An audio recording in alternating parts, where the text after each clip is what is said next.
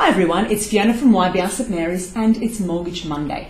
Today I thought I might spend a bit of time discussing purchasing apartments, because lots of people were always talking about houses, buying a house, first home, blah blah blah. Today I'm going to talk about an apartment and things to be mindful of if you wish to purchase apartments, because they are quite affordable these days and a few of my clients are actually leaning towards apartments more so than houses.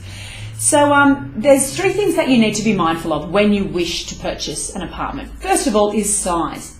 Now they can tell you that it's 50 square metre apartment. You think, oh, that's not bad. And then you find out that that includes the balcony and the car park, the car space, which is a bit cheeky. So it's really important to make sure that the bank that you're going to, all the banks have minimum sizes for apartments. So if you found a bank that you want to go to, find out what their minimum size is for the apartment, just so that you're prepared and you know what they expect from you. All right. Second of all, this apartment that you're purchasing, is it in a high density area? Is it in a multi-story apartment block? Because the banks consider this high risk. All right. So you need to find out if it's in a particular postcode. All the banks have particular postcodes of areas that they consider high risk. So you need to check with your bank before you put down your deposit or the area that you want to buy in, to make sure that it's not a problem where you want to buy. All right. Lastly, when you're purchasing apartments, sometimes the loan amount compared to the purchase price, it can't be as high, it can't be too high. So what I mean, you may need to have a bigger deposit when you're purchasing an apartment, depending on the particular area that you're purchasing in.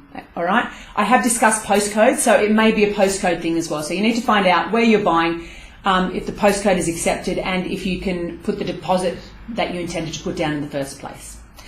Now, these points that I've mentioned are if you're purchasing an apartment for investment purposes or for owner-occupied. Now, if you're purchasing an apartment for an investment purpose, it's actually quite good for tax benefits, because the depreciation that you can claim on, well, sometimes on a new apartment as opposed to a house, you get more depreciation than you would for a house, which is, it's good to know.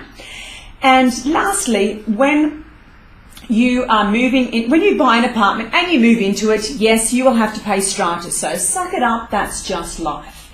There are two ways that you can handle it. You can whinge about it, or you can consider joining a committee. Now, I have clients who are in strata committees and I have clients that aren't. And it seems to me that everyone who isn't on a committee is really unhappy about paying that money, and they just can't understand where it's going, as opposed to the clients that are a part of the committee strata who have a say in where the money is being spent within their complex. So I would recommend joining the strata committee if you have a chance to, because that way you won't feel so bad parting with that money every quarter. All right, so just a quick rehash. If you're looking to purchase an apartment, very important to find out the minimum size from the bank that you have your pre-approval for, to make sure it's A-OK. Second of all, if you're buying it in a high density area, find out what the postcode is first before you put your holding deposit down. And lastly, find out what the deposit needs to be with that postcode that you have as well, just to make sure that it's okay with the banks. That's it from me today. If you'd like any further information, leave a message in the comments box and have a great day.